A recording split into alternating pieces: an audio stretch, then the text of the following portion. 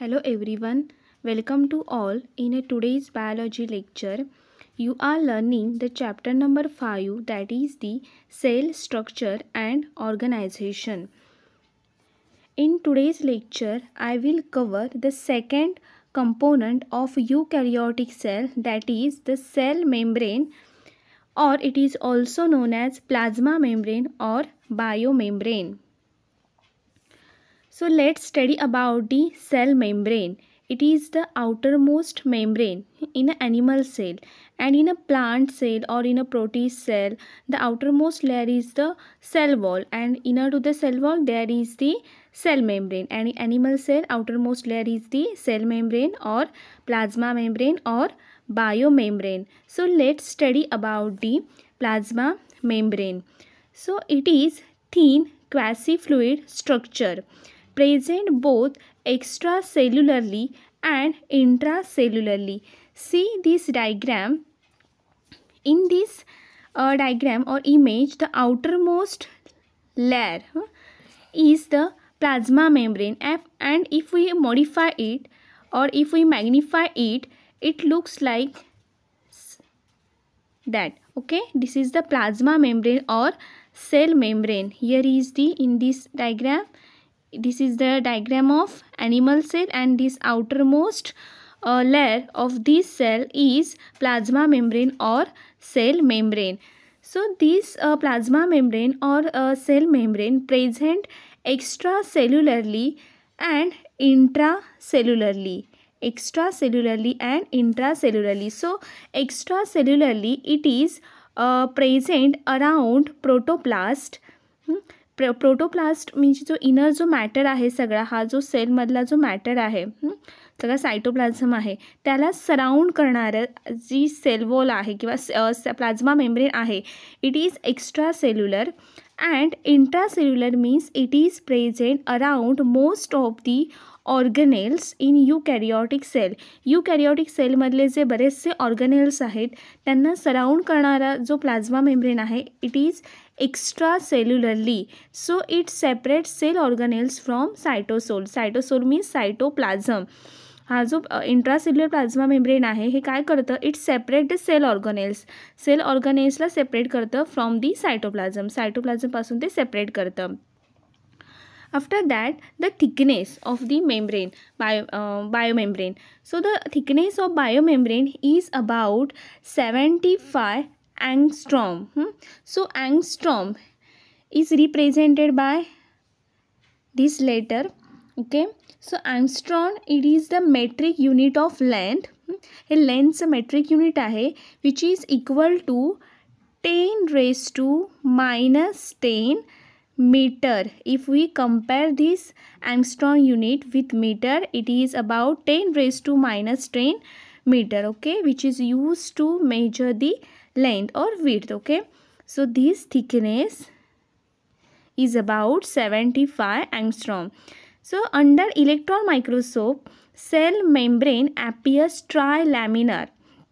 Electron मायक्रोस्कोपमध्ये आपण बघितलं तर जे सेल मेम्ब्रेन आहे, it looks trilaminar. Trilaminar means membrane proteins which are present on upper and lower side. See, this is the upper side and this is the lower side. So on upper and lower side membrane proteins are there, and the middle part of the plasma membrane is of phospholipid bilayer. So the upper part is first layer is membrane protein, again second layer is phospholipid bilayer, and the third layer is membrane protein. So it is trilaminar. Tri means three. Three laminas means three layers are there. So made up of three layers.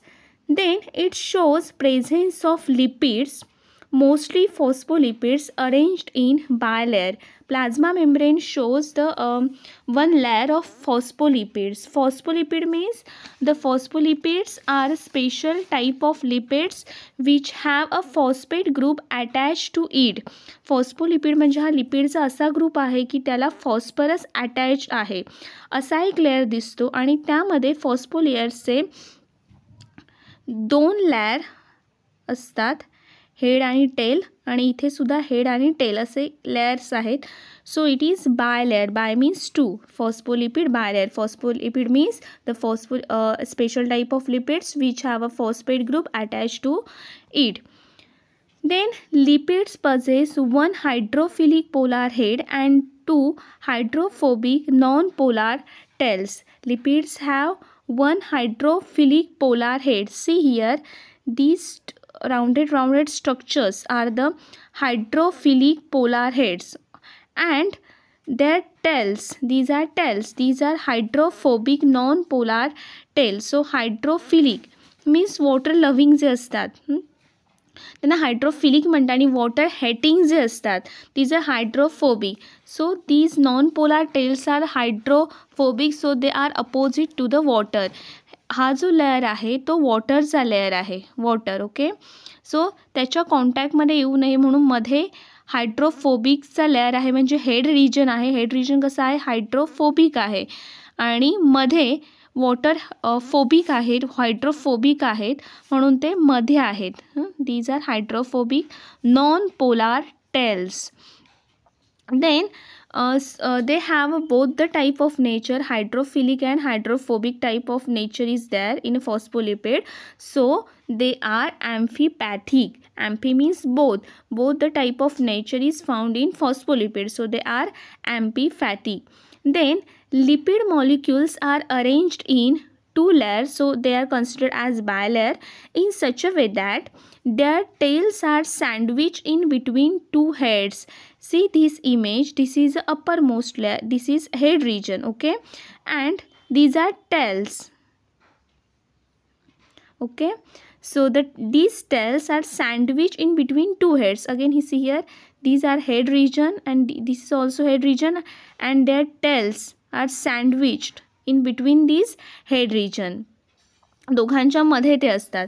Due to this tails never come in direct contact with aqueous surrounding. हे जे ॲक्युअस surrounding आहे, म्हणजे वॉटरचे जे surrounding आहे त्याच्या कॉन्टॅक्टमध्ये या tails येत नाहीत. See here, C this image, this is single image, this is a head, hydrophobic head part, and these two are the tails, these are hydrophobic tails. Then cell membrane also shows presence of proteins and carbohydrates. Cell membrane मध्ये अजून along with lipids अजून काय असतात, proteins and carbohydrates. आणि हे जे carbohydrates, see here, carbohydrates, this is the image of the cell membrane. See, these are the carbohydrates. Again here are the glycolipids, also glycoproteins means they attach with glycogen. हे जे आहेत हे काय आहेत, glycoproteins आहेत. आणि अलॉंग म्हणजे cell मेम्ब्रेनमध्ये लिपिड्स असतात, again proteins, again carbohydrates, and also they have a cholesterol. See proteins, again the proteins are globular proteins, channel proteins, okay, alpha helix proteins असे हेलेक्स फॉर्ममध्ये असतात, पेरिफेरल प्रोटीन्स असतात. Okay, then ratio of proteins and lipids varies in different cell. Protein आणि लिपिडचा जो ratio आहे तो वेगवेगळ्या सेल्समध्ये वेगवेगळा असतो.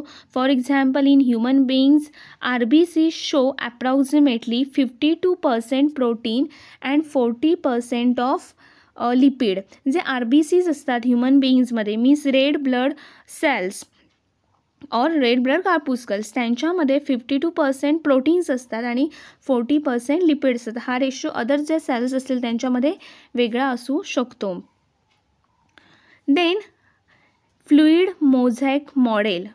Okay, fluid mosaic model is most accepted model of cell membrane. जे सेल मेम्ब्रेनचं स्ट्रक्चर आपण स्टडी करतो त्याचं ॲक्च्युअल ते स्ट्रक्चर कसं आहे, कसे त्याचे बायलेयर्स आहेत, कसे त्याला प्रोटीन्स अटॅच झालेले आहेत, हे जे स्ट्रक्चर आहे याचं मॉडेल फर्स्ट टाईम ज्यांनी तयार केलं ते it was proposed by Singer and Nicolson in 1972. यांनी हे मॉडेल तयार केलं. Fluid mosaic model is most accepted model of cell membrane and it was proposed by Singer and Nicholson, Garth Nicholson. Okay, so these are two scientists which propose this fluid mosaic model. See this is the model of fluid mosaic model. ह्या इमेजमध्ये हे जे model दिसतं आहे ते कशाचं आहे, fluid mosaic model, sale मेम्ब्रेनचं ते model आहे. त्यातून त्यांनी स्ट्रक्चर्स रिप्रेझेंट केले आहे, कसे बायोलेयर्स आहेत, कसे प्रोटीन्स आहेत आतमध्ये, हे स्ट्रक्चर त्यांनी ह्या मॉडेल थ्रू एक्सप्लेन केलं. Then according to this model plasma membrane is made up of phospholipid bilayer and proteins. Plasma membrane जे आहे ते कशाने बनलेलं आहे, फॉस्फोलिपिड बायलेयर अँड प्रोटीन्स याने हे बनलेलं आहे. मधला जो हा लेयर दिसतो it is of phospholipid bilayer आणि त्याच्यावरती हे जे दिसत आहेत ते काय आहेत, प्रोटीन्स आहेत. Proteins are like icebergs in the sea of lipids. हे प्रोटीन्स कसे आहेत, आईसबर्ग्स सारखे आहेत, म्हणजे जसा बर्फ आईस ओशियनमध्ये असतो की कसा दिसतो, तर तो ओशियनमध्ये जो आईस असतो तेव्हा थोडासा पार्ट त्याचा वरती दिसतो आणि त्याच्या कितीतरी जास्त पटीने जो त्याचा भाग आहे तो वॉटरमध्ये असतो, म्हणजे त्या ओशियनमध्ये असतो. तसंच यांचं पण स्ट्रक्चर असतं.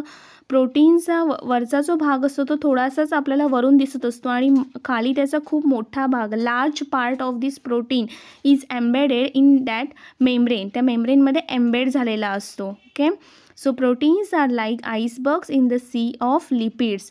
Then proteins can change their position. हे जे सगळे प्रोटीन्स आहेत ते काय करत असतात, ह्या आपली पोझिशन एकसारखी बदलत असतात, ते एका फिक्स पोझिशनला नसतात, त्यांची एक मूवमेंट सुरू असते. Then some proteins are intrinsic, that is occur at different depth of bilayer. These span the entire thickness of the membrane, so they are called as transmembrane proteins. See, some proteins are intrinsic. आता intrinsic म्हणजे कसे, तर ते जे बायलेयर्सचे जे layers आहे ते संपूर्ण ते कव्हर करतात. Occur at different depth of the bilayer, so this span the entire thickness of the membrane. मेम्ब्रेनचा जो एंटायर थिकनेस आहे, see this image.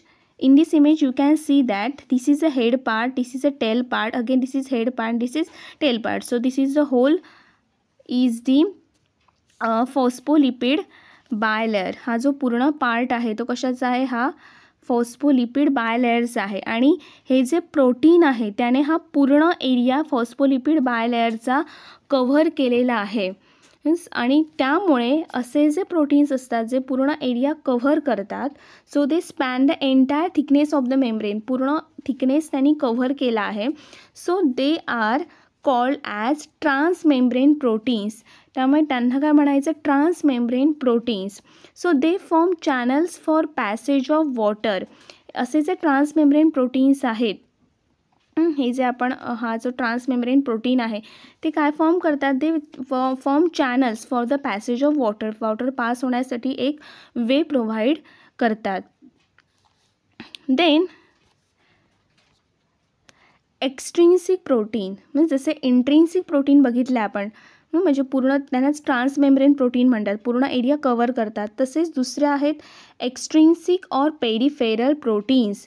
See this protein is peripheral proteins. आता हे जसे लोअर मेम्ब्रेनला आहेत, लोअर एरियाला दिसतात, तसेच इथे पण असतात. अप्पर एरियाला पण दिसणारे प्रोटीन्स असतात जे पेरिफेरीला असतात, म्हणजे कडेला, आपल्याला ते कडेने दिसतात. सो एक्स्ट्रिन्सिक और peripheral proteins are found on both surfaces of the membrane. मेम्ब्रेनच्या दोन्ही सर्फेसला हे दिसून येतात. So this is peripheral protein. हे जे आहेत ते काय आहेत, peripheral protein. Then quasi-fluid nature of the lipid enables lateral movement of proteins. As a quasi-fluid means partially or semi-fluid, not completely solid, not completely liquid. Asa nature, that is the quasi-fluid nature of the lipid enables lateral movement of proteins. Proteins ची lateral movement होते. See in this image, proteins. So this is a protein molecule. Okay, आणि हा जो आहे तो सगळ्या डायरेक्शनने वरती मेम्ब्रेनवरती काय होऊ शकतो, आपली मूवमेंट करू शकतो, त्याला लॅटरल मूवमेंट म्हणतात. आणि दुसरी एक मूवमेंट असते फ्लिप फ्लॉप मूवमेंट, म्हणजेच बायलेयर्स आहेत त्यांच्यामध्ये हे असे मूव करतात, पण ही रेअरली दिसून येते फ्लिप फ्लॉप मूवमेंट प्रोटीन्सची ही जी मुवमेंट आहे, लॅटरल मुवमेंट, ही फ्रिक्वेंटली दिसून येते. So this ability to move within the membrane is measured as fluidity. मेम्ब्रेनमध्ये मूव करण्याची ही जी त्यांची ॲबिलिटी आहे त्याला म्हणायचं fluidity. Okay. Then function of the plasma membrane. So main function of plasma membrane is transport of molecules across it. Plasma membrane काय करतं? Molecules transport करतं. मग ते आतून बाहेर असतील, म्हणजे सायटोप्लाझममधले बाहेर पाठवायचे असतील किंवा बाहेरचे आत यायचे असतील सायटोप्लाझममध्ये, हे ट्रान्सपोर्टेशन करण्याचं काम प्लाझ्मा मेम्ब्रेनचं असतं. So main function of plasma membrane is transport of molecule.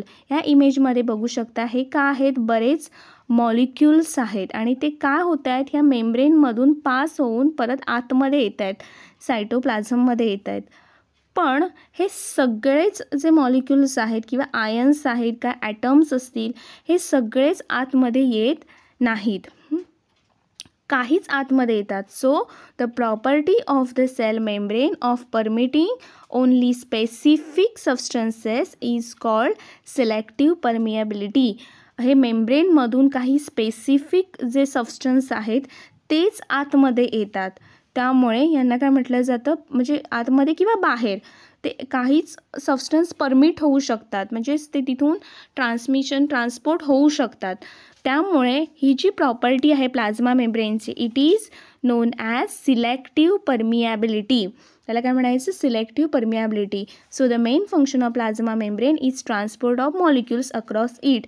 पण सगळेच मॉलिक्युल्स ट्रान्सपोर्ट होत नाहीत, जे ट्रान्सपोर्ट होणारे आहेत तेच होणार, काहींनाच ते परमिट केले जातात ट्रान्सपोर्टेशनसाठी. So it is selective permeability. And the other function of the plasma membrane is protect the cell from external environment. External एन्व्हायरमेंटपासून सेलला प्रोटेक्ट करणं. Then types of transportation. आता हे जे मॉलिक्युल्स आपण बघितले लास्ट इमेजमध्ये ट्रान्सपोर्ट होत आहेत, मग त्याचे ट्रान्सपोर्टेशनचे पण काही टाईप्स आहेत.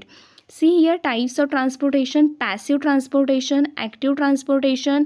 And in a passive transportation there is the diffusion, osmosis. Again in a diffusion there is simple diffusion and facilitated diffusion.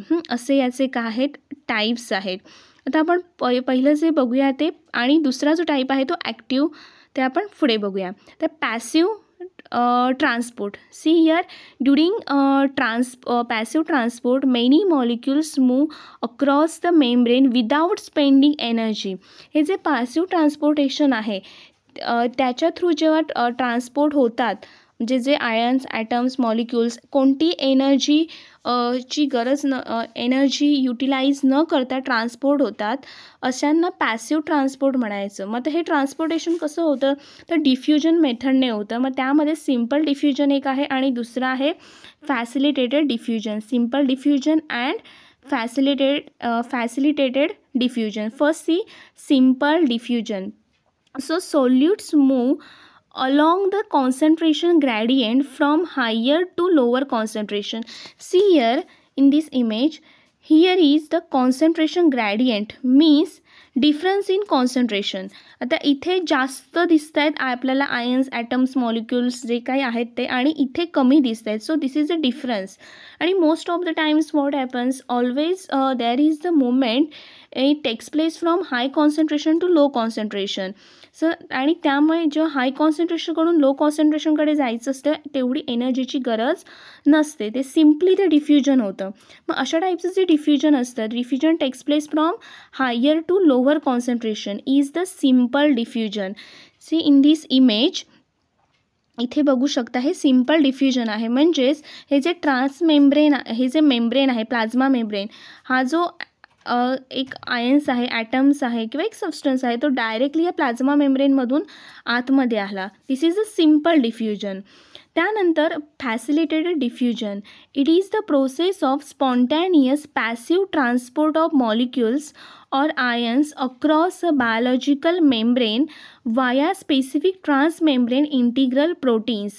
आता असे काही सबस्टन्स असतात की ते डायरेक्टली प्लाझ्मा मेम्ब्रेनमधून पास होऊ शकत नाहीत, त्यामुळे त्यांना एक स्पेसिफिक ट्रान्समेम्ब्रेनची गरज असते. आणि आपण फ्लुइड मोझॅक मॉडेल जेव्हा बघितलं तेव्हा बघितलं की तिथे काही ट्रान्समेम्ब्रेन स्ट्रक्चर्स होती कोणती, तर प्रोटीनची, transmembrane protein.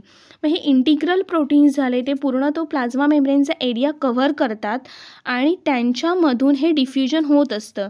So see in this image, this is a channel mediated facilitated diffusion. एक चॅनल तयार झाला आहे आणि त्यामुळे हे जे सबस्टन्स आहेत हे खाली येत आहेत, ह्या चॅनलमधून ट्रान्सफर होत आहेत. म्हणजे ते डायरेक्टली, जसं सिम्पल डिफ्युजनमध्ये डायरेक्टली पास होतात तसे डायरेक्टली पास होत नाही, त्यांना ट्रान्समेम्ब्रेन इंटिग्रल प्रोटीन लागतं ट्रान्सपोर्टेशनसाठी. So polar molecules cannot pass through non polar lipid bilayer. हे जे पोलार मॉलिक्युल्स आहेत ते here is the non polar lipid bilayer. हे जे पोलार मॉलिक्युल्स आहेत ते cannot pass through non polar lipid bilayer. हे जे लिपिड बायलेअर हे कसं असतं, नॉन पोलार असतं, म्हणजे त्यामधून पोलार मॉलिक्युल्स पास होणार नाहीत. मग त्यांच्यासाठी परत काय लागतात, कॅरियर प्रोटीन्स लागतात. त्यामुळे इथे बघू शकता हा नॉन पोलार मॉलिक्यूल आहे आणि तो पास होण्यासाठी इथे हे काय आहेत, कॅरियर आहे, प्रोटीनचं एक कॅरियर, प्रोटीनच्या मदतीने कॅरियर मेडिएटेड फॅसिलिटेड डिफ्युजन, त्याला म्हणायचं कॅरियर मेडिएटेड फॅसिलिटेड डिफ्युजन. त्यांच्या मदतीने ते डिफ्युजन करतात आणि ते सायटोप्लाझममध्ये येत आहेत. This is the simple diffusion and facilitated diffusion. आणि अजून एक असतं osmosis. So in osmosis there is the movement of water. म्हणजे जे वॉटर पास व्हायचं असेल प्लाझ्मा मेम्ब्रेनमधून तर ते ऑस्मॉसिसमधून होतं. Osmosis means movement of solvent from its high concentration to its low concentration through semi permeable membrane. सॉल्व्हंटची मुवमेंट होते, म्हणजे इथे सॉल्व्हंट म्हणजे काय, वॉटरची मुवमेंट, वॉटरच्या हाय कॉन्सन्ट्रेशनकडून जिथे वॉटर कमी आहे तिथेही मुवमेंट होणार, त्याला ऑस्मॉसिस म्हणतात. म्हणजे डिफ्युजनसोबत ऑस्मॉसिसही होत असतं वॉटरच्या मुवमेंटसाठी, वॉटर पास होण्यासाठी. After that active transport. जसं पॅसिव्ह ट्रान्सपोर्टमध्ये होतं, म्हणजे तिथे एनर्जी लागत नाही, तसं इथे ॲक्टिव्ह ट्रान्सपोर्ट आहे. See here what is active transport. During active transport few ions or molecules are transported against the concentration gradient, means from lower to higher concentration. तर सिम्पल डिफ्युजनमध्ये आपण बघितलं ते कसं होतं, या इमेजमध्ये बघा, इथे जास्त कॉन्सन्ट्रेशन आहे, इथे कमी कॉन्सन्ट्रेशन आहे, त्यामुळे हे मॉलिक्युल्स डायरेक्टली पास झाले. तसंच इथे पण फॅसिलिटेड डिफ्युजन थ्रू काही असतात ते डायरेक्टली पास होतात, फॅसिलिटेड डिफ्युजन ट्रान्समेम्ब्रेन प्रोटीन्समधून, आणि काहींना कॅरियर प्रोटीन्स लागतात की ज्याच्यातून ते पास होत आहेत, म्हणजे हाय कॉन्सन्ट्रेशनकडून लो कॉन्सन्ट्रेशनकडे. आणि हे इझी ट्रान्सपोर्टेशन असतं, तिथे कोणत्याही एनर्जीची गरज नसते. पण हे जे ॲक्टिव्ह ट्रान्सपोर्टेशन आहे त्यांना एनर्जीची गरज असते, कारण ते अगेन्स्ट असतात कॉन्सन्ट्रेशन ग्रॅडियंट्सच्या. मग अशा वेळेस एनर्जी त्यांना कुठून मिळते, this energy come from ATPs. So ATPs are utilize for energy. मग ह्या इमेजमध्ये बघू शकता, here for transportation there is the utilization of energy. मग ATPs ब्रेक होतात, ADP IP सेपरेट होऊन जी एनर्जी रिलीज होते ती एनर्जी हे जे मॉलिक्युल्स आहेत किंवा आयन्स ॲटम्स आहेत त्यांचं ट्रान्सपोर्टेशन करण्यासाठी युजफुल असतात, म्हणजे इथे एनर्जीची गरज लागते. So as such transport is an energy dependent process in which ATP is utilized. It is called active transport. Means in active transport there is the need of energy and these energies come from ATPs. And during passive transport there is no any energy requirement, इथे कोणत्याही एनर्जीची गरज नसते. आता इथे active ट्रान्सपोर्टमध्ये for example sodium और potassium pump. आता हे सोडियम और पोटॅशियम पंप हे ॲक्च्युली काय आहे, तर सोडियम और पोटॅशियम एटीपेज, त्यालाच दुसरं नेम काय आहे, सोडियम और potassium ATPase is an enzyme found in the membrane of all animal cells. आणि ते ज्या फिजिओलॉजी आहे जी सेलची, त्याला जी एनर्जी लागते ती इथून एनर्जी घेतली जाते. सोडियम और पोटॅशियम पंप, त्यालाच काय म्हटलं जातं, सोडियम और पोटॅशियम एटीपेज, तिथून ही एनर्जी घेतली जाते. So this is about the transportation. This is passive transport and active transport. आणि अजून एक असतं osmosis for the transportation of water. So this is all about the plasma membrane. Thank you.